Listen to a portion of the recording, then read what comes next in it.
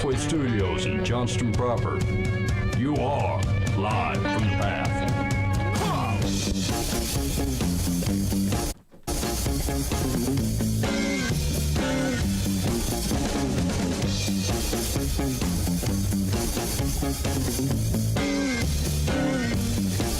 I am working man, I get things done. Work for the Holy Ghost, work for the Son. I am a working man, oh yes I am. I am a special agent of the Lamb. And you're listening to Live from the Path, coming from the Pathway Studios here in Johnston proper. It is it's going to be with you on this fine Monday post Super. What is it? What do you remember what the number of the Super Bowl was? No 60. idea. 60? 60? Oh, Yeah, that's a good number post to remember. Super Bowl 60. Yeah. Anyway, like I don't know how you're feeling about the game, but we were gonna. Here's what we're gonna do. We're gonna let you off easy here. There's just been a wild set of reactions to this halftime show with Bad Bunny and Bob Ritchie, and so we're going to talk about that. And I might prescribe that if the mention of the Super Bowl halftime show got you just a little bit jazzed up, like you're ready to share your opinion, it may be a good indication that your opinion is not fully baked. No, and you should take a breath or two. Yeah. Yeah. Because I mean, I don't want to give away the farm here, but if you're not looking at this whole situation where you've got what you can weigh is like, well, some pros and some cons and some nuance here, and recognize the risk in not recognizing that, then yeah, you probably should have kept your mouth shut. And today's also a good day for that. You just hold tight on that, friend. And then we'll do some advice on Dear Life from the Path, and we're going to cut you loose. That's the plot for the day. Yeah. Do you feel like people are upset because, like just to frame the discussion? Yep. Viewing the Super Bowl and the halftime show is completely optional. Yes, It's not required of you to do it. But it's like watching a sitcom that you really loved, and then in season 3 they like kill off the main character, and now the new main character is like the supporting character that you really hated, and you're like, oh, I really love this. It was so great. And now you've screwed me, and now I'm super mad because of the thing that you've done. Yeah. And this seems to be the reaction to the halftime show every year by 50% of the population. Doesn't matter what they do. They could bring Aerosmith in there, and they're like, boo, Aerosmith sucks. Don't we have any good artists? And they're like, well, we could bring in this guy. They're like, well, all he does is talk about dirty stuff. And then we bring in the next year, we're like, that guy's too squeaky clean. He's got no hits. You know what I'm saying? They're like, it doesn't matter who they bring in there. It's just, it's a lose-lose no matter what they do. So this year, they bring in the Bad Bunny. Yeah. I'm going to reveal something that this will be a big surprise to you. I have zero idea who this man is. I have not heard any of his tunes. I don't know what he's about. I know he wears big Jeffrey Dahmer glasses. That's what of the pictures on the net that I kind of saw of him. He's real big on these giant frame glasses that take up his whole face. Yeah. Which I find hilarious because when Ben Franklin invented the glasses, which we know he did, they were super small and demure. And then here we are a couple hundred years later, we're like, what's the biggest amount of glasses I could put on my face? That takes up my entire face. Hey, that's true. Like when we were growing up, if you had giant like Coke bottle glasses, like that was for garish and poor people. Yeah. And now because you couldn't afford demure glasses, so you're like, just give me the plastic ones with the giganto lenses. Yeah. And for some reason, like the apartment look is back. Yeah. The most biggest glasses you can fit on your face. If this could run halfway to my forehead, down past my cheeks, that is the level of lens I want. Yeah. So anyway, he's big. I don't even know if they're prescription. They could be stylish glasses only. Yeah. But either way, they choose the Bad Bunny. So the Bad Bunny apparently runs afoul of conservative politics unknown to me, right? So in response, and due to some foreseen or at least perceived rise of right-wing whatever entertainment, then the Turning Point decides that they're going to put on an alternative halftime show. Yeah. To agree with Ben, it's a bold move. Yeah. No one, I think, what have people done in the past that has been like counter to the halftime show? People have tried something similar before. Have they? But not a full-on show. Huh. Right? But they have offered, like, I think when it was on CBS, NBC did something. I can't remember what it was, but someone has tried this before. Yeah. To not a ton of success. When do they do the annual president interview? Is that on a different channel? I always thought that was part of a Super Bowl thing. I think it wasn't it after? Don't they do it after? Maybe so. the Super I've never Bowl? watched it. Ever. I've never watched the halftime. I mean, I honestly, like, that's the funny thing about this is, like, I can go back years and years and years and years of all the Super Bowls I've watched. I wouldn't even know what the Super Bowl halftime show was if people weren't talking about, like, oh, did you see that? Her boob was sticking out. I'm like, I was out getting, that's when I got my Doritos. I mean, you know, because the commercial said you needed Doritos. I said, you're right. Sir, you've nailed me. You got me right in the heart. So I have a hard time, have an intelligent conversation about this because I just don't, even for this year's, we as a proper Jesus loving church, we did the turning point thing, right? and like I watched a couple of minutes of it, and I was like, okay. And then I ran down to my office and I did a bunch of stuff, and then I came back and said, oh, the game's back on. I just didn't care. I don't care. I don't care. Yeah. Okay. So I think there's a couple narratives in there that I think we got to be real cautious about. And this is not going to be a surprise to you because this is a bit of a theme that I think we've hit on probably pretty consistently over the last 4 to 6 years, if not prior to that point, which is like there are some beliefs that you have about politics, about your country, about Jesus, and sometimes all those things will be sharing the same lane at the same time, and then sometimes they will not be sharing the same lane at the same time. And it is like you stick into the Jesus lane. And so to the extent that whatever your political, cultural, or country beliefs align with the Jesus lane, then you're like, yes, I'm for this. You're like, this is convenient. Yes. Right? That's the main thing is you're like, if the Jesus thing and your political thing or the Jesus thing, the cultural thing happen to be at the same place at the same time, you get to think to yourself, well, this is nice. At least I don't have to fight something today. Yes. It's the risk though is that like once you start treating those things at any time like they are the same lane, you're being played like a fiddle and not by Jesus. Right. Yeah. Jesus doesn't have to do anything. He's already done all the things. And so what they're trying to do at times is to borrow the Jesus lane and act like you still in it when you followed something outside of it.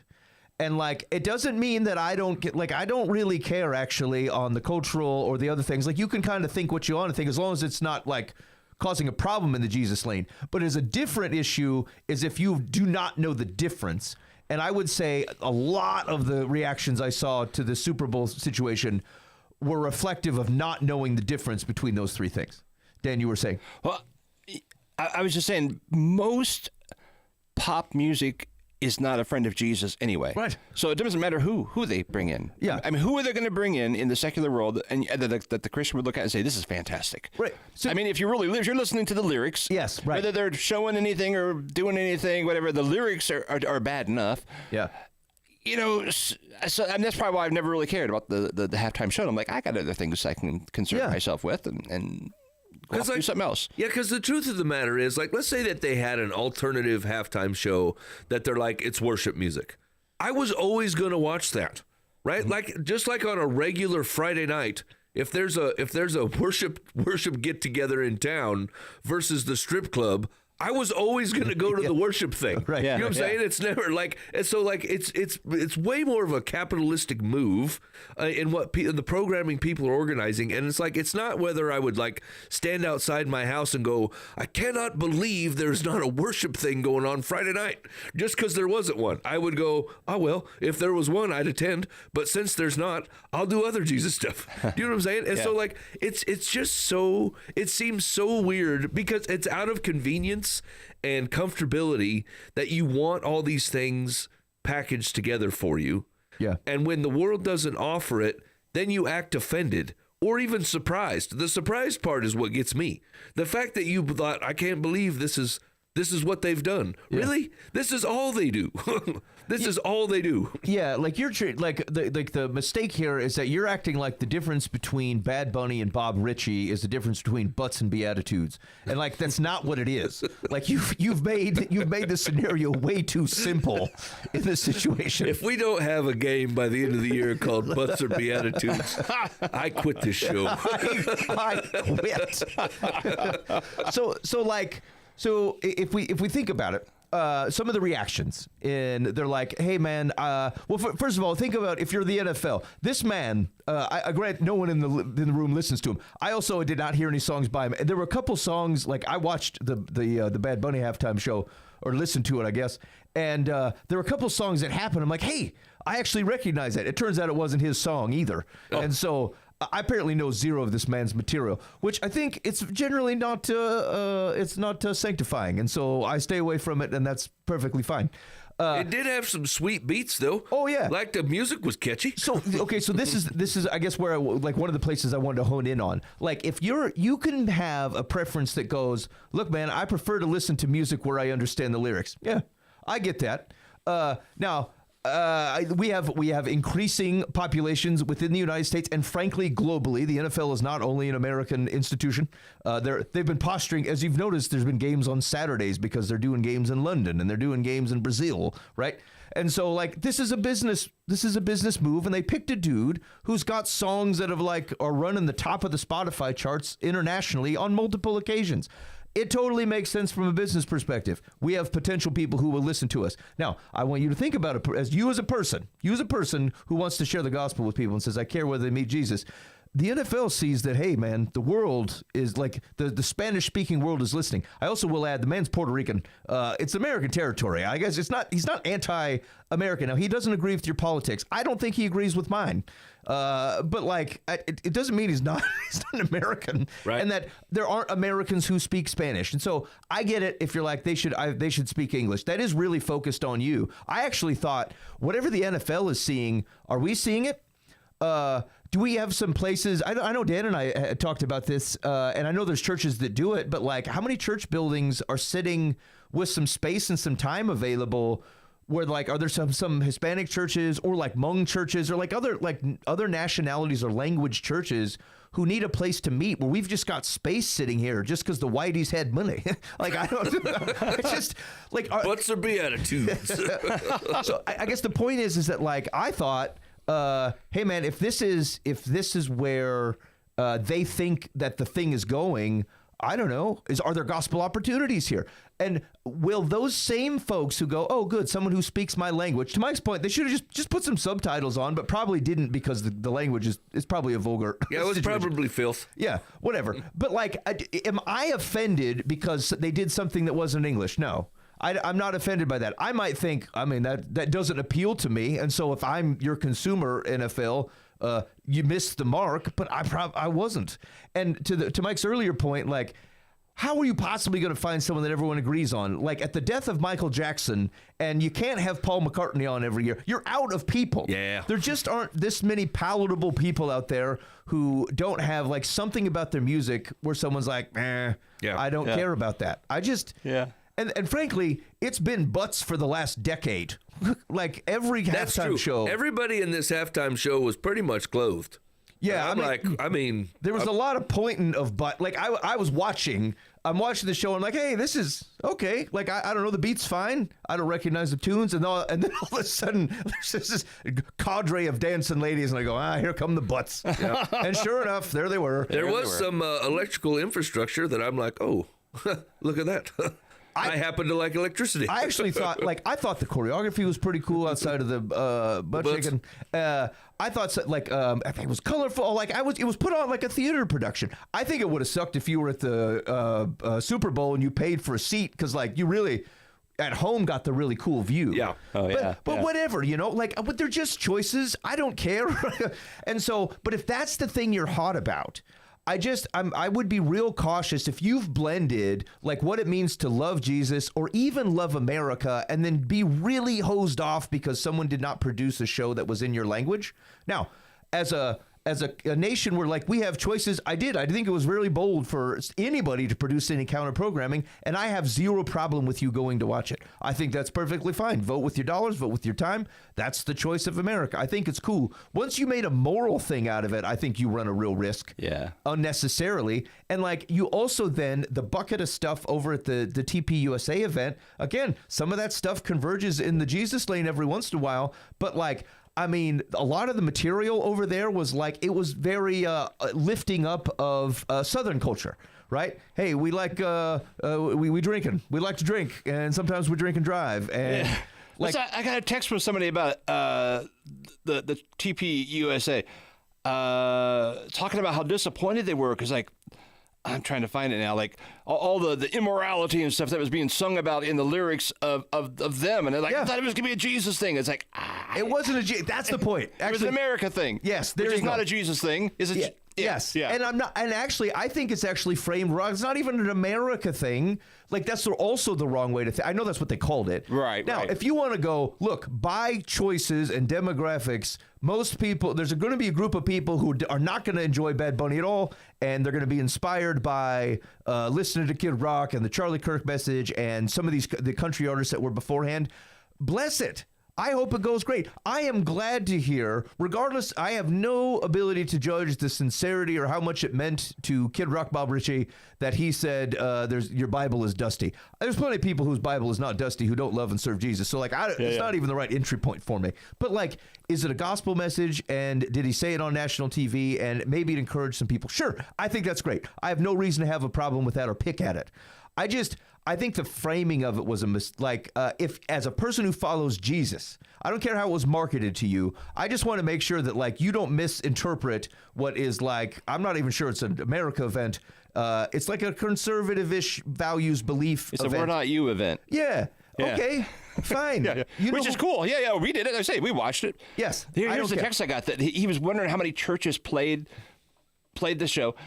And they didn't realize there'd be songs about drinking and strippers and promiscuity, and they're playing it at their church. I thought, wow, that's true. You just assumed, well, it's Kirk, so it's all going to be Jesus stuff. Yeah. Yeah, and it wasn't. That wasn't necessarily what they were trying to do. Did you see what Rhett Walker said? It was super interesting. Like they were broadcasting, Kid Rock on TBN, and Rhett Walker got on Facebook or something, and he's like, when I played on TBN, they made me remove my hat out of reverence for playing on TBN. Yeah. He goes, but Kid Rock gets to go on here and talk about drinking and prostitutes, and we're just fine with this. And I'm like, yeah, a good point. See, I missed all that. So because I was down in my office actually doing Jesus stuff. Right. Yeah, and so like, I mean, here's the point. No one said, hey, I'm putting together a worship service, and so I don't have that expectation out of it. Yeah. It is wrong to treat like one was a worship service and one was not. Hey, next year, Live from the Path, let's do a worship service during halftime. We could produce it. We should see if Forrest Frank's available. I mean, bring in our like friends. Rhett Walker could be there. Yeah, totally. Yeah. I say we do it. We should be kind of We fun. got a year to prepare. Dude, what if this spawns like a bunch of ideas where like everyone's doing their It's own going alternative to. halftime show? It's actually, I did think that like, again, once you gave you thought it's a Leviathan. We're like, outside the box now. Yeah. Now we know, and it's going to do what cable TV did. Now you got 75 options, and you're not going to be able to know what to choose and watch. And whatever. So honestly, this is my biggest pet peeve with the Super Bowl in general, is we act like it is the most viewed thing. And so everybody and their grandma gets involved, and they try to pack so much slop in there. Yeah. Like there was so many mentions of even the language they were using when introducing like the Super Bowl in general. They're like, this marks this momentous occasion of blah, blah, blah of America's 250 years of blah, blah, blah. I'm like, what are you even talking about right now? This is a football game, right? You're like 250 years of America being America. And I'm like, no one cares about this right now. No one cares about your bloviated like speeches. Like, just fire up the tunes. Why are we doing so America boring. the No one's Beautiful? been talking about the game. Yeah. That's the thing. It's like It was like nobody every cared. Super Bowl we do, like if we used to just do the Star Spangled Banner, and now it's America the Beautiful and the Star Spangled Banner, and then we're like, yeah, we got to have this obligatory shot of some planes flying over. We're like, why though? Why are you doing all this? There's like Super Bowl champions from 15 years ago awkwardly standing in front of Green Day, and you're like, what are you guys doing out on this stage? Green Day's out there pumping out the tunes, and then all of a sudden come like 6 Masters jacket wearing old dudes, and they just stand on the stage. They're like, join us on the stage with these 6 Super Bowl greats. I'm like, what are they doing out here? A special coin, like these kids from the Boys and Girls Club are out there, and you're like, what is happening right now? Why is everybody out here? It's just too many people. There's just so involved in much. this. That's the thing is there's so much pomp. And I think there's it's okay having a reverence for things and honoring things. Like, I don't want to say that you never want to do that, but almost all of it is just straight pomp with zero, like, nothing to hold it up. The game sucked, by the way. You know what I'm saying? It wasn't even a good game. Yeah. And so, like, it had this big pomp, and there's just graphics, and there's millions of dollars poured into. People are like, hey, if people could only see us represented at the Super Bowl for like 3 microseconds, we're going to move 20 more units. And I'm like, I don't think that's how that works. You're describing the megachurch Christmas extravaganza right now. Yeah. You know, it's every year has got to be bigger, and you're adding all these stuff. Oh, we got elephants, and I'm like, what, do you have Jesus in there anywhere? It's like, Well, the elephant got him. I don't know. It just makes me wonder if you just took the tools that Jesus gave the disciples in 34 AD. Like, here's what you get. You get the Holy Spirit and a set of cojones, and you go out. Yeah. Like, if you just took those tools and you took every bit of comfort and like human level arrogance, there's no marketing plan, you got no budget. You're just going to go out and preach the gospel. Maybe it would be not as effective, but something to me thinks it would be 10 times as effective. Yeah. Like, it would just do all the work it needed to without all this. It's just noise. All of it is noise and signal and mess. And it's so irritating. Yeah, you know what? Actually, having worked in corporate America for most of my adult life, it's interesting to think about that is often the disconnect between what people think, what higher up folk think that people want, and often put into place and have no particular way to tell whether anybody cared. You know what I'm saying? They're like, oh, I think it would be nice to kind of tack on this song. And that's like the only way you know is when someone's offended. Right. And so they like, oh, we used to have one song, and somebody comes up with the idea that like, oh, let's do 3 songs before the Super Bowl. Most people are like, like, I just want this to end. But what are they going to call you? Yeah. They're going to dial up your office and go, hey, I didn't care for that second song there. Like it's the measure is like selective celebration to whatever group you parry to, and then cultural and then broad outrage. These are the only 2 reactions you're getting. What you can't measure is ambivalence. Yeah. Very easy, which allows people to just dump crap in. And so I say that because I think Dan's like a Christmas extravaganza example is a good one. Or even just how you think about your churches. Like, I don't know, there was that clip going around a couple months ago about the pastor coming in on the roller coaster. Yeah, you guys see that guy? And you're like... And like multiple churches had everybody kept doing roller coasters. Yeah. Like, what are we? Really lame. Like, oh, we're having a great time. And it's like, no, you're going in slow motion and you look stupid. It was so dumb. So dumb. But here's the thing. Everybody around this dude is going to be like, yeah, that was kind of, they're like, well, the coaster was neat, but like, did it connect you to Jesus? Of course not. And like most people who didn't care, like you spent time and money and people's time putting this thing together, and like, could I think about the rate of return on my effort on this thing? It wasn't good, except for a bunch of crappy social media clips of people who never attend your church and will probably use it to mock Jesus. And so, like, just stop that. Just stop it. And I'm like, I'm sure whatever line is about how much like pomp and stuff you put in is going to be more richer than mine. I'm a pretty bare bones fella, and I actually don't care about that. But there's like, where's your line, friend? Where's the point where you go, you know what, this is for me, and I'm just creating noise, and I don't really care. I think, like, I mean, at the end of the day, like, all of it is just too much. All of it, right? Like, I can't tell you how I get super excited when someone puts out an acoustic album. I'm like, yes, yeah, that's what I want. Or they're like, we're gonna do like acoustic worship tonight. I'm like, yes, this is gonna be great, you know, because like somewhere along the line with the mass amount. Somebody was talking about this at work when they were referencing AI slop, right? Like your ability to create like a 3-page document where you had like one idea. And it just bolstered this thing out into 3 pages of nothing. And like a lot of that's true for the entertainment industry too. And I'd throw the Super Bowl in there as well. It's like somewhere along the line, the onus left the creator, and then it got put on the person that was taking it in.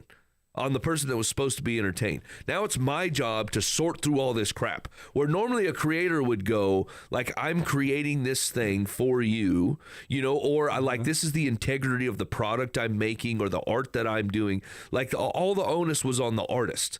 And now it's on the interpreter. Because there's so much coming at you all the time that you have to start making quick hits on what you want to take in. Like, who's the gal that sang America the Beautiful? Belinda Carlisle? Yeah. Like, she's got a lovely voice. Yeah. She did a great job. I don't care. I don't care about America the Beautiful. Like, that song could not be played, and I would never go, oh, man, what happened to America the Beautiful? What's missing here? That I don't ruined care. the football game. Like, I know Charlie, whoever did the Star Spangled Banner, the dude was lip singing. For sure. Like, it's super easy to tell. And like, I was slightly let down. I'm like, this is the main gig. Like, you got to come out singing this whole thing. Yeah. And like, but there's just so, like, people, I felt bad, like, because I thought of this when they had these 3 kids out there from the Boys and Girls Club representing like inner city, like children's programs in San Francisco. 1, I don't live in San Francisco.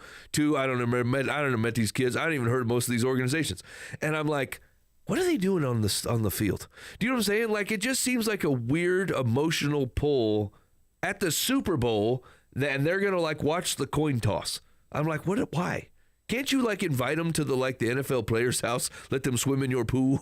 You know what I'm saying? Or like give them money so they can actually help their situation. But we're like, let's put them on national TV to make it look like we care about these organizations all the time. And I'm like, I hate all this. Yeah. All this feels like such a cheap rendition of real things. Okay, 2 takeaways. 1, the hashtag coming out of here is Mike hates the Boys and Girls Club. Yeah, Ooh, you know what? It's going to come off wrong. I'm gonna deserve that. I don't mean that, but it's gonna come out that way. But the second reaction is that, like, what's funny is you get people like who bring, let's say, oh, we think we're going to bring awareness to the Boys and Girls Club, and then you look around the stadium about all the people who are watching this show and playing in the game, and the NFL in general, which has $1 bazillion, and you're like, you do realize you could solve this problem yourselves. Yeah. Like, you're trying to get me at my couch drinking my Shasta. I bought discount soda, and I'm going to drink that at my house. And you could, as opposed to showing me these children, like, just take care of it. Yeah. You have all the money we have in the world is in that stadium right now. You guys do it. Yeah, you can skip the novelty check. You can just cut them a check for like $50,000 on the sly and say nothing to nobody. Yeah. Instead of like setting up a fundraiser to help Tom, just give Tom money. There. You know what I'm saying? Like I think that, to me, that like that's the whole Super Bowl. That's even the Bad Bunny thing. That's even the Kid Rock thing. Like, all of it is shadows of someone doing a real freaking thing. Yeah. Do the thing. You want to share the gospel with somebody? Go freaking do it. You know what I'm saying? Like, you want to honor your culture? Then honor it. And like, do all the things that you're pretending to do in front of an audience of people you will never meet again. Yeah, and actually, so I'm gonna leave you with 2. Maybe we'll tie this off. I'll leave you with 2 things. The first one is that like Mike's point is a really salient one, because what you believe, even as a Christian, is like, hey, we're fighting the battle where the battle's being fought. It's happening on social media. It's happening in the media, and then in Super Bowl and whatever. I'm gonna tell you that is not true. That is part of the false perception. I think ideas do shift around, move, and change. I think social media obviously has tons of influence, but like, the reality of the thing that you're trying to help people understand happens when you're holding their hand. It happens when you brought the meal. It happens when you stopped and helped them with their car. It happens when something difficult occurred in the neighborhood, and the Christians were the people who put things together and set up time. Like the hands and feet in Jesus get expressed in the actual hands that express the good news of Jesus, and that is often the introduction space. It's like it's the same thing. I believe we've talked about this before. It's like oftentimes the right front door to the church is your kitchen table, and for our church, it's the only table I have to offer. We don't have, you don't have space to put them in, and so like, that's where it matters. Like, yes, the ideas that flow societally around, but I'll tell you this, just interestingly enough, a lot of the shift, like why Donald Trump wins the last election, is because like Hispanic Americans or people like from those backgrounds do not trust the media, and they have actually relative conservative political values on some key things, even immigration to a certain extent. Mm-hmm. And so, like, again, sometimes the lanes come together. I don't know if they're loving it. I think the lanes of what they care about and like what our current political climate is not in the same lane anymore. And so I think it's going to be difficult in the old upcoming election. But like, I just, the things that matter don't actually get shifted in those major things, and even in those like big spotlight stuff, or like you don't actually have to spend all your time combating it on social media. And I know you're going to be like, well, didn't Charlie Kirk have some impact? I think he did. I think he shapes people, but I also think that a lot of times people just tend to get more entrenched to where they're in the presence of that thing. And although they did some, I saw somewhere that they did some polling after his death, and like there was a jump of people going to church, and like it has mostly gone right back down. And I'm not trying to take anything away from whatever his legacy may or may not be. I'm just telling you that like the moments that last are the human moments, are the things where you're in living rooms and holding hands. And I even just you can even participate in things that are a little contentious. Get on the school board, or like go to the local, like participate in the local softball league, like things where other humans are doing things. Those are still the places that matter. And if you have to choose where to invest, I'd invest there. Okay, the last thing, and I mentioned this to the fellows before the show started, and this is specifically talking like, you're like thinking about the Bad Bunny's performance. I don't speak Spanish, but I heard him say, I knew he was saying something like God bless America, and then he significantly expanded the number of countries of which you would use to otherwise describe like North and South America, basically. And I would submit to you, just as a litmus test, if there's something that's offensive about that to you, you got to check that. Because, like, why? In what world would it be offensive for someone to say, God bless all these people who are not you and where you live? Of course I would want that to be true. They're like, well, he's an infallible mouthpiece. Okay, Kid Rock Watcher. Like you're not being honest. You're being disingenuous, and it's lacking integrity. And so, like, I did not enjoy, like, there's nothing about you could have taken him out of the performance, and I wouldn't have known the difference. But I heard that, and I'm like, yeah. Okay, if I have to find, as a person who's like, if we making peace here, trying to find peace where it can be found, to live at peace with people. If someone said, hey man, what do you think of that Bad Bunny thing? I could tell you, I agreed where he said that God should bless, we want God to bless all these countries. Yeah. I can agree with that. And so like, if that was not like even close to you, I don't mean like you didn't notice it, because maybe you didn't, and that's fine. But like, if once it's on your radar, you have a negative reaction to that, you better check yourself before you wreck yourself, sir. Like, it's wrong. It's wrong. And I need you to be more precise about like which lane are you in, because your reaction to that started in a non-Jesus lane. And it's just a litmus test for something you to think and pray about. I think, like, just to wrap that up, like one of the big things that like was reported on that halftime show is like, towards the end, he's like, there's a big message on the screen that says, the only thing more powerful than hate is love. I'm telling you right now, you're being sold a thing, right? That, like, it sounds deep, right? It sounds deep and powerful. And I'm telling you that he's not living that thing. No. He's disingenuous, for sure. Yes. Yes, that's right. But here's the other thing, though, is that, like, on its face, can I agree with that? Yes. Sure. Yes, well, I can. Kind of. I actually don't find hate all that powerful, to be honest with you. Like, sure. It's a wasted. Hate feels like it's doing work in the world, and it's just actually. It's what did I say? It's an action. It's a feeling dressed as an action. Yeah. Do you know what I'm saying? It's not actually doing the work in the world. You know, where love actually tends to do that as an action more. But like in either case, I know like people are just grabbing onto the thing. They're like, yes, we need more of that. But here's the thing, right? Like, you only agree with that when it's about things that you hate and things that you love, right? Like you want love the way that you want love, and the way that you would like to see it portrayed. And anybody who doesn't do that, you hate them. Oh, yeah. People who are both like, there is totally a risk that you use it like a banal enough phrase, and people go, oh, like I agree with that because he hates who I hate. Yeah. Right. On the same team. Which is the thing. But here's the thing: is when it all boils down to it. Like even if you want to find the most truest example of that thing, you can look at the sacrifice of Jesus Christ, who loves people who hate them enough to die for them. Right? And like, there's no one holding that torch right now. There's no one walking around today that loves you enough and you hate them, or like they hate. Yeah, I'm getting myself confused. Yeah, right. He loves you enough that he would die for you, even though you hate him. Actually, it was in 1 Corinthians. I was listening to it on the way here, and I was letting the Bible man read me the Bible, and Paul's talking about. He's like, you guys are wise. You guys are like kings here. Like we're getting beat up and in disrepute for like the apostle work that we're going to do. And he's basically like, well, I'm fine with it.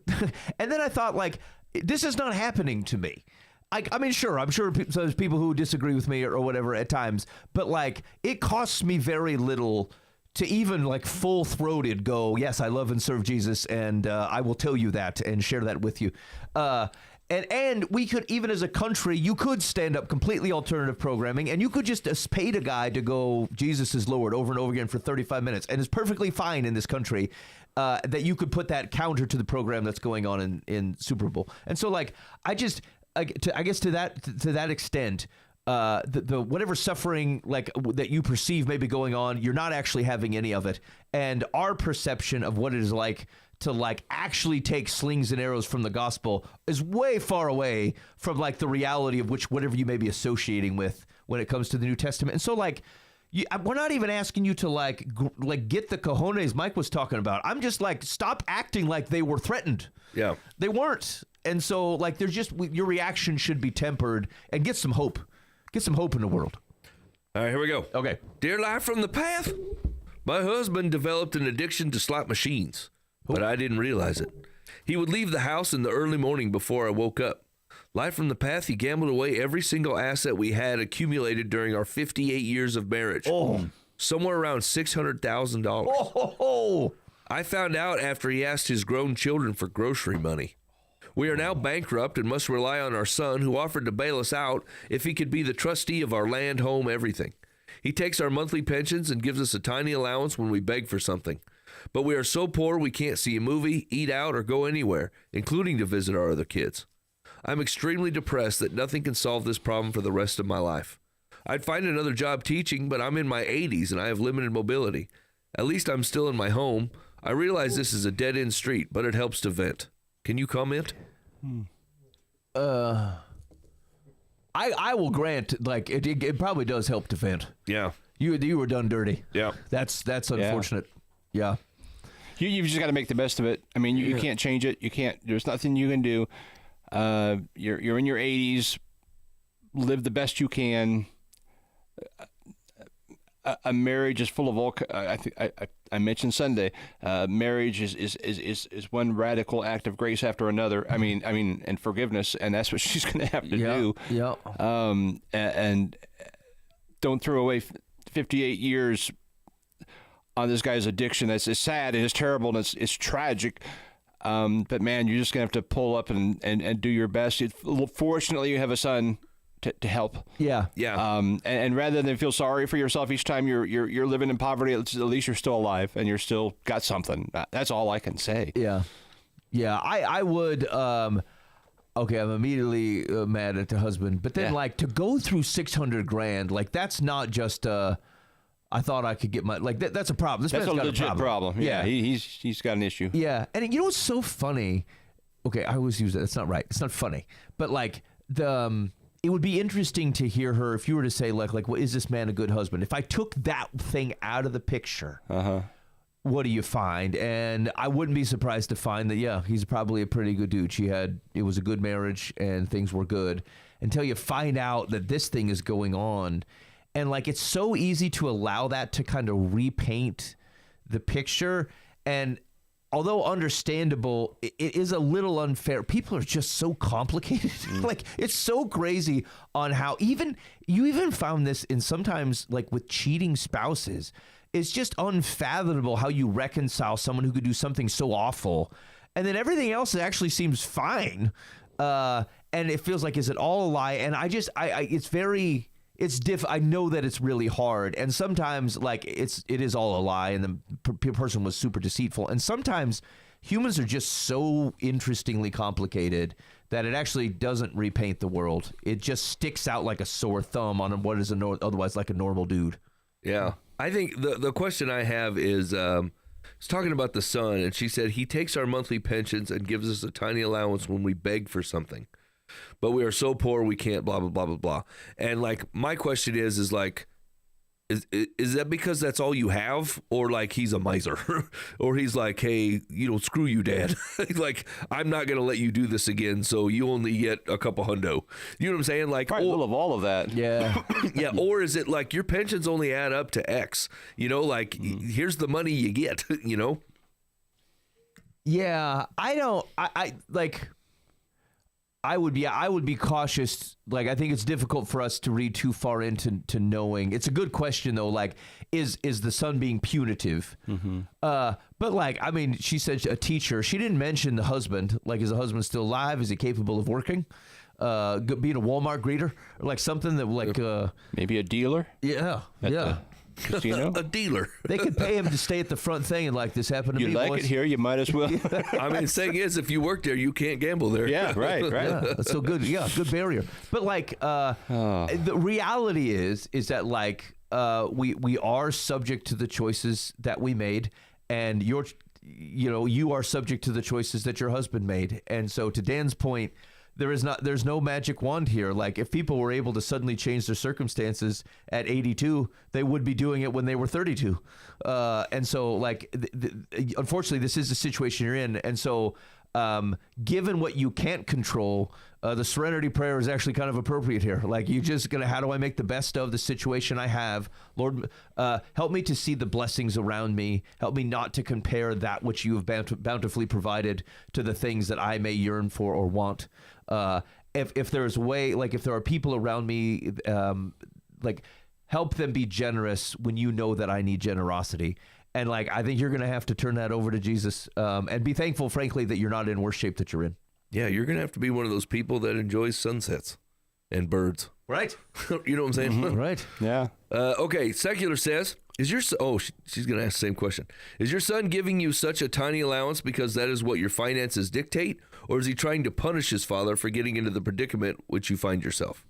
Talk to your son and explain that the little money he doles out does not allow you to go anywhere, eat out, or even see a movie, and see if you, his mother, can convince him to relent so you are not being punished for something you had no part in.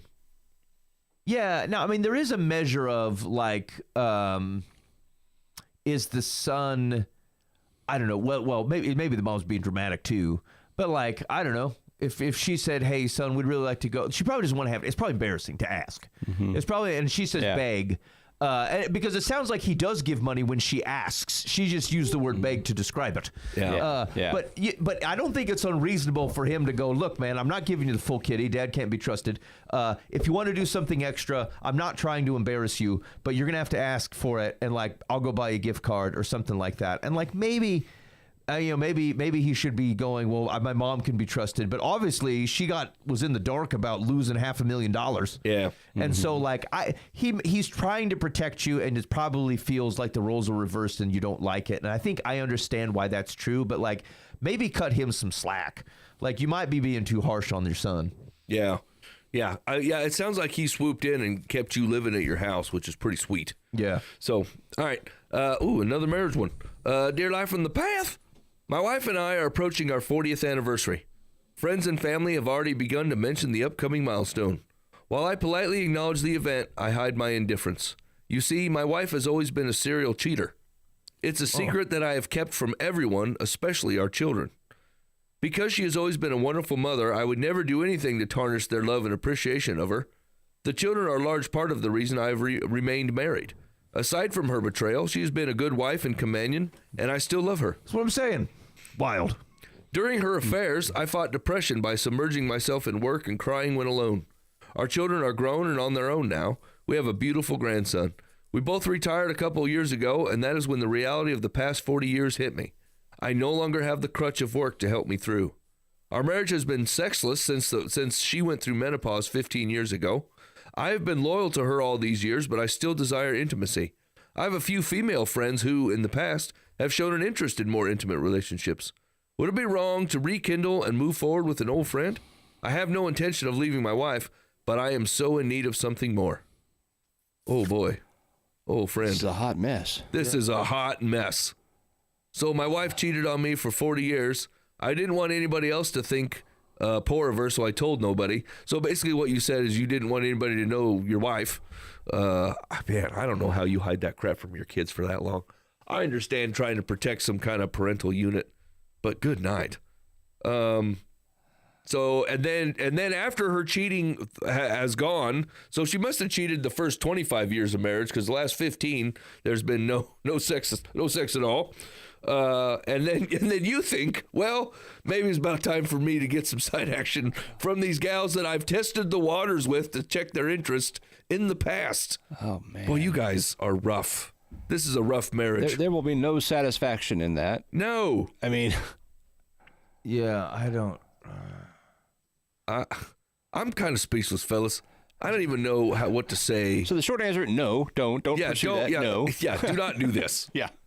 Well, okay, so let me ask you this. He does have, I mean, he's got one of the traditional grounds for divorce. But she's already said he's not interested. He wants to at least have the perception of a solid family for his children. He's not gonna get a divorce, but he might start an affair. And I can't imagine his wife caring. Yeah, what we're missing is any type of details that anyone came to any reckoning for any of this behavior. Yeah. Or it was just merely tolerated. Although, to be fair, the only thing stronger than hate is love. And so this man loves in a way that is very indifferent and appeasing to heartbreak and depression. Oh, man. Well, okay. Yeah, whatever. So I think the advice is relative. It sounds like what you guys already said is relatively straightforward. No, you can't. If you're not going to get divorced, then no, you cannot entertain this situation with other ladies. I don't know. Do you think, I suppose it couldn't hurt to go, look, this is what you got. And so it's time to reinvest in this thing. It's time to reinvest in this marriage. Yeah. Like there's biblical grounds to be divorced here, but I would, if you're not going to do that, then this is the marriage that you're in, and if it's a miracle either way, I mean, you might as well stick the thing you got and just say, look, we're all we have, so let's see if we can't get this thing turned back around. That's probably what I would do. Like if we were going to look at it, like we would just look at marriage differently. Right? Like you're looking at a marriage as some kind of social contract that you've held on to for X number. For what output, I don't actually know. Right? Like to keep it together for the kids. I mean, there's just no possible way that was functioning in a way that God would have otherwise designed for a fruitful family unit. But like if you want to look at marriage the way that God looks at marriage as a picture of his relationship with the church, like you're 100% right? Like you need to start approaching your marriage as if God had always designed it to be this way, where you are sacrificing and surrendering for each other, and like basically have a covenant with God on how the relationship is supposed to work and how everybody's to be honored. And like maybe you should actually try being married for once. Maybe this is what the last part of your days will look like, is actually being in a marriage, opposed just to tolerating, right, someone cheating on you for 25 solid years and then going, well, I've cheated. I'm done. I'm out of sex anyway, so we're good. You know what I'm saying? And this dude, I have no idea what he's got going on. He's leaving out very large parts of the story, but like, you should probably just take this opportunity to try to be actually married. Yeah. Yeah. It might surprise you. You never know. I mean, yeah, it's a great point. You've not actually tried it, and it's not your fault, I don't think. It sounds like your wife also did not participate in your marriage, but yeah, I don't think there's any harm in saying, let's try a reset here. I think I kind of get the feeling he's played the victim all these years, and the woe is me behind the scenes, and maybe he needs to be the conqueror and say, "Come on, woman, let's be married. Yeah, let's do this." I'll tell you this. Like, I think I am prone, I think, within my marriage and maybe in some other things where like, I think my initial reaction is often to be like, can I get someone to like recognize that I've been wronged? And then they will take the inertia to set it right. That has never worked. Yeah. Not once. No. Ted goes, no. And like, I mean, I obviously recognize this as old as I am and as long as I've been married. I just know that like, it's the thing that I'm likely to reach for, and I've just never had it be effective. And it doesn't allow you to lead or help change or like get the thing that you want. And if you're dependent upon other people in the world to get the thing that you want or to steer a thing, hoping that whatever your wife is going to lead it, or that, some dude you don't like who as your supervisor is suddenly going to change paths and do the thing that you want, like, it's just not going to work. And so like, you just got to take control of some of your situation. It's not always going to turn out. but like trying to sit back and hope that there's just enough in the guilt bank, it's just not a way to do anything. It's not effective. All right, Secular says, have you actually talked to your wife, whom you love, about this? She's going to focus on the sex. Postmenopausal women whose libidos have declined still enjoy sex. This is a subject she should have discussed with her gynecologist 15 years ago because this is not an insurmountable problem. If she refuses, you would be within your rights to tell her you want the same dispensation you have given her for 40 years of infidelity because you still need and desire intimacy. Her response will tell you everything you need to know. What? The advice? She agreed with the man about, if she doesn't get to adhere to your demands, it's time for extramarital action. Go out and get some. Secular says, go ahead and get you a punch card. This is terrible advice. Yikes. I don't. Here's what she has right.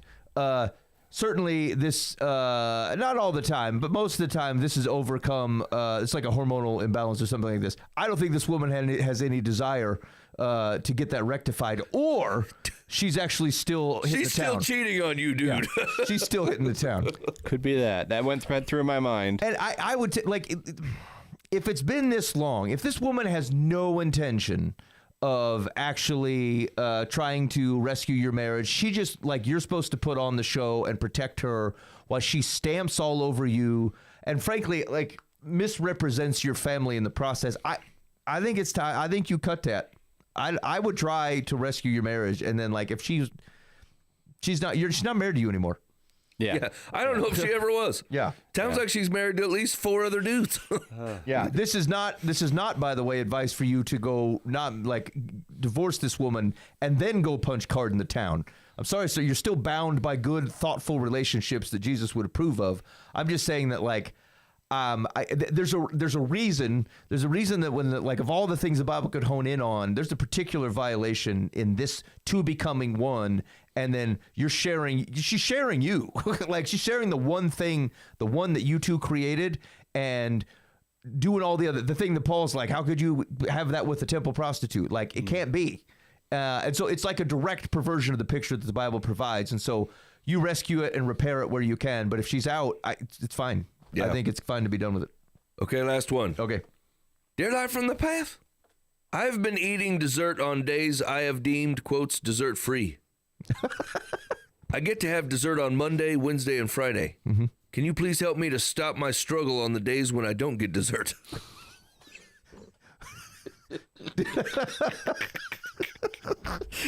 I love this one. Here's the thing. This is everybody's life, dude. You nailed it. How can I stop doing the things I don't want to do? You say no. You don't do it. I thought I found a winning formula. Monday, Wednesday, Friday desserts. But then Tuesday come along winking at me and say, you could have desserts on Tuesdays. Well, just this Tuesday. And the question is, how do I not do that? Okay, so get creative. I like a little sweets here and there, but I also am choosing not to do sweets. So I'll get some Atkins bars that are just fake sweets, which probably are filled with all kinds of terrible things that will make me sick. But I guess it still tastes sweet. It just doesn't have the calories or the sugar or something. Doesn't have the sugar. No sugar. No whatever. You're gonna grow a tail, Dan. Yeah, but I might. But you're not violating the. You're listen. I want to eat lies on Tuesdays and Thursdays. So actually, interestingly, Dan, if I think about it, you've done a number of fasts in your life of various fasting things. Yeah. Have you ever broken one? No. Because lack of willpower. I have broken what she's saying. Oh, I'm going to do this, but I've never broken a fast. Yeah. Okay. Never when you got Jesus involved. Yeah, that's the. But if it was just Dan's declaration, you're like, I don't know. Yeah. Well, it's interesting though because it's sometimes, and I think Troy would say the same thing. Food is a temptation at times. Yeah. And so, but every time where a simple, no, I'm not going to do this, when you made the commitment to do it, you were capable of not doing it. Predetermined, will not do it. Yes, that's right. And so it's interesting because I was actually thinking the same thing for me that if there've been a handful of times where I'm I'm not going to do this thing and I've not done it. I just said, look, I'm not going to do this. And so, which means, unfortunately, that every time it does happen, it's not because I'm incapable of saying no. I'm choosing not to. Yeah. Now, the pressure might be a lot to give in to the, whatever the thing is that might be pressuring you. But at the end of the day, you are actually capable of saying no. I'm not going to do this when provided with some other counter motivation or whatever. And so, like, at the easiest answer to this is like, how do I stop? You stop. You just stop. Yeah. You refuse to do it. You put on your big girl pants and say, yeah, I'm going to say no. Yeah. And like every time that, like, if I've, eaten in ways that I haven't supposed to, or like engaged in other behavior that I shouldn't have, and I got to go admit it to someone, they're like, why did you do it? The answer is because I wanted to. That's the answer. There might be all kinds of other things like, I wasn't, I was feeling down, like things that let your guard down. Those are real. Emotional instability or like whatever, all kinds of pressure from someone else. Eat this Kit Kat. I don't know. But like at the end of the day, I ate it because I wanted to eat it. That's what happened. And so like, I think it's fine to like try to set a playbook to go, look, these are the things I can't go in the gas station. I can't go in there without buying something, so I don't get to go anymore. Fine. Like set some parameters, but at the end of the day, you need to take an accountability that goes, I do it because I want to. They need to take themselves serious. I can't remember if it was a woman or a man. It didn't say. Okay. This person needs to just take themselves seriously. I will not do this, and then really actually mean that. Yeah. It does help to know where some of this stuff comes from, right? Like, not to crazy psychoanalyze this thing, but like your brain is like the Google Maps of your operation. As soon as it figures out how to get from A to B, it starts carving in some pathways and go, this is how we get A to B, right? And so like if you train your brain that every meal is going to have a dessert at the end, it's going to fight you on it. Yeah. You know what I'm saying? And the same thing goes, like we have the same conversation about addictions of all kinds, right? Like you train your brain. Most of the way that we deal with stress is it starts to get cemented in your brains and get pathways dug from the age of 12 to 16, right? So however you dealt with stress in high school or your early 20s, your brain just goes, oh, when we feel X, we smoke. Yeah. When we feel X, we drink. When we feel X, we look at stuff we shouldn't. Whatever. It starts digging these pathways in. And so it's not, sometimes it feels like it should just be a simple willpower thing, but really you have to fill in the trench and like dig a new road. And so like, there's all kinds of advice on how to work through that and deal with that. But like you want some simple cheats to get you moving, just shut off the phone. I go to bed. Yeah. You know what I'm saying? Like after, like eat at home. Make sure you're eating at home on Tuesdays and Thursdays. And as soon as you got the main course down, go to bed. Get yourself a Tuesday win. You know what I'm saying? Like, put yourself in a place where you're like, well, if I stay up, I'm going to fight this all night. But you know what I'm going to do now? I'm going to go to bed. Yeah, right. And so just give yourself a couple wins so your brain can go, oh. And it's not going to be easy, and it's not going to change overnight. And then it's going to be months down the road where your brain's going to go, you sure you don't want to just... We can go this road. Remember, it always worked in the past, and you're going to have to keep filling it in. Yeah. So to take a little bit of the platitude out of it, like it is kind of you got to dig in. You know what I'm saying? You got to rewire your brain, and so don't think it's like your lack of willpower. You've already dug a trench. Now you have to get out of it. Yeah, that's true. That it is right to recognize that like every behavior up to this point has made like you've got stuff around your ankles. And actually, if you want to think of it on the positive side, I was doing some over the last I started this program called Basic Discipline Training, and it's not super difficult. It's like, how many push-ups can you, how long does it take you to do 100 push-ups or something? And I think like the first time I tried it, it took me like 20 minutes. I can get 20 in and then 5 and then 2 and I just have to keep waiting. And they have you jog for a couple miles on the treadmill or something like that. And whatever, you just kind of, it's more against yourself than anything else. But like, it's just, and the way that it works is that they give you only get to know what you're supposed to do like the day of. And so today, you had to run a 5K today and then write down your time. It doesn't even matter. You take 2 hours. They don't care. It's just like 5K. And so you do it. And then it's like, okay, now pick what time you're going to work out tomorrow. Like, you don't know what's happening tomorrow. And then you open it up and it's like, oh, you got to do 50 lunges or something. So anyway, but one of the things, I found this actually pretty helpful. This is I do know what's going to happen the next day because this is my third time going through it. Because what I realized is that like, I don't have an exercise problem. I have a discipline problem. I stop exercising. I don't tell myself no when I want to eat a thing, and I start to exercise and then I just give it up. So my problem isn't at the moment Like, how many am I working out for 45 minutes? Am I getting enough cardio? Am I lifting enough weights? This is not my problem. My problem is I don't do a thing I say I'm going to do. And so anyway, this is working. So far, I promised myself that, like, after I finished the first time, I said I'm going to go through this 3 times because I need discipline before I start changing whatever workout or thing I'm doing. But one of the things this guy said, I stopped listening to they have you do the daily thing and then you listen to the podcast. I stopped listening to the podcast. It was from a Navy SEAL, but the guy was like, he was blending faith things and exercise things in a way that I'm like, nope, listen, you're not right. And like, it was distracting to me. Like he was, again, it was a right point, wrong, or no scripture should have been involved in this situation. You can do all things. Yeah, it was kind of that-ish. And it's, anyway, so I'm like, okay, I'll keep doing the program. I just don't need to. There's plenty of really good Jesus things to listen to. I don't need to listen to this. But before I stopped, the one thing the man said, I remember this, is that, like, he's like, you're going to ask you to do a wall sit or something like that to time. And he goes, when your legs are shaking and you feel like, okay, I got to give up. He goes, maybe you're going to be 30 seconds in or a minute in. And let me ask you this question. If I had your kid, if I kidnapped your baby and I said, look, man, I won't give you this baby back or I'm going to kill him unless you make it to 2 minutes. Could you make it to 2 minutes? And he's like, here's the reality. Yes, you'll make it to 2 minutes. So the problem isn't that you're not capable. It's that you just got barriers in your mind about what you're capable of doing. You have a belief that you're not capable of it. As a matter of fact, 2 nights ago, it was at the end of the second round of the program, and you're supposed to do the wall sits are terrible. I can't do them. They're not good at them. And so I did them to finish the program. You had to do a 2-minute wall sit, and I tried it twice and ended up at like a minute 20 both times, even though I'd done like a 3-minute wall sit 2 weeks ago. And my second oldest daughter come in and she's like, what are you still doing out here? I was out in my shed. I'm like, I can't pass this 2-minute wall sit, and like I have to do it to finish the thing. And so she just starts talking to me and like throwing this ball back and forth. And she's like, just keep doing it. And so I did that, and I made 2 minutes, even after I'd already failed to do it twice. So my legs were tired because I got distracted and was capable of doing it. And so anyway, I say all that to say that, like, you're capable of more than what you believe yourself to be.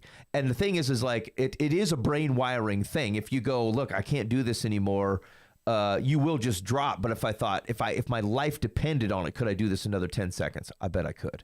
And I was, and I am capable of doing that. And so there is a lot of brain work that goes into what feels like a physical problem. And so perhaps that's an encouragement to you. All right, Secular says, I understand only too well the mindset that a meal isn't complete unless there's something sweet at the end of the main course.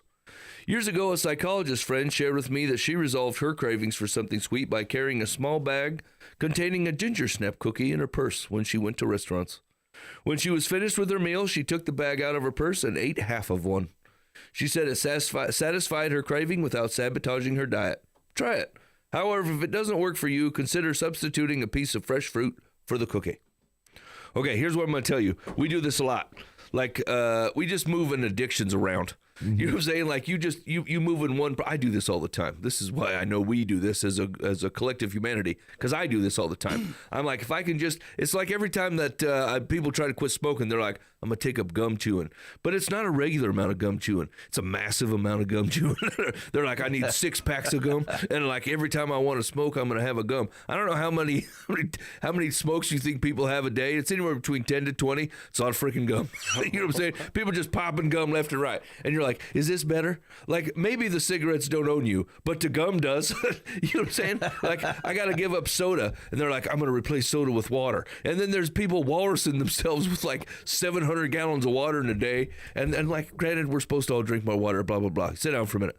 We're not talking about that. We're talking about you being owned by stuff, right? Even healthy things can own you. Like, the whole point is not to have, it's for you to own things or to be intentional about things, not things to be like taking ownership of you and what you're going to do. Right. If you wanted to fast all day, like, you should be able to do that. And it shouldn't feel like that turkey sandwich owns you so much that like there's nothing else you can think about. You're just like, I can't wait for tomorrow. You ruined your whole day of fast of where it could actually have done some work because you literally thought about food all day. So did it win? right? You know what I'm saying? Did you did you gain any ground? You spent all day like lamenting the fact that you were doing it in the first place. So like, just be careful about substituting things for things. The whole point is to stretch and grow like the capability that God gave you with the body and the heart and the soul that he gave you and the faith that he gave you. Like that conversation really does translate that, like, I don't know if I can trust God with this thing, so I'm going to take ownership of it. Like, that's exactly the stretch he's asking out of you most of the time. And like, you can trust him with it. You got to redo some pathways, and you got to really lean on this thing about what you're capable of letting go to let it actually rest in his hands. Yeah. I was in Genesis 2 this past Sunday, and, God forms Adam from the dust of the ground, and the whole from dust you came, the dust you'll go. That'd be Genesis 3. But so I had a glass jar full of dirt on a table sitting next to me. I said, this basically, this is us. When it's all said and done, our bodies are reduced to just a pile of dirt, right? God breathed life into Adam, and like we have this eternal soul. That's the eternal part, the living part. And isn't it crazy that we let this pile of dirt tell our soul what to do? Mm-hmm. When that should be complete opposite. Yeah, it should be our soul telling our dirt what to do. That's going to come out next week because we're going to hit sin. Yeah. And are you saving the dirt in the jar? I'm going to save the dirt. It's going to be up there again and say, remember that? Yeah. Dude, now you're going to draw a face on it. Yeah, we're going to call it Sam. But it's like, I was just thinking about that today. I was kind of processing that more, the image of just the dirt. And I thought, man, I've let this pile of dirt just do my spirit wrong a lot. Yeah. It's like, what, like, I don't know, somehow that was just kind of clicked in my mind. And I thought, it's time you tell this piece of dirt what to do. Yeah. Right. You're the boss. You died to sin. You died, all the things. And I don't know, I thought that may be helpful. I don't know. No, I think it is actually, because I often, you can recognize that there's a narrative that your mind is able to have that is distinct from what your body's doing. That's how people resist temptation. Yeah. It's like there's an urge to go do a thing and you go, nah, I'm not going to do that. Yeah. But to your point, like, how often is like you're being convinced by synapse. Yeah. This is not a thoughtful enterprise. This is just like grabbing and eating and taking and watching and doing. And you're like, that's what convinced you. Your eternal soul's going like, dude, stop it. Yeah. You don't own me. Yeah. I own you. Yeah. Put the Kit Kat down. Drop the Kit Kat. All right. You've been listening to Live from the Path.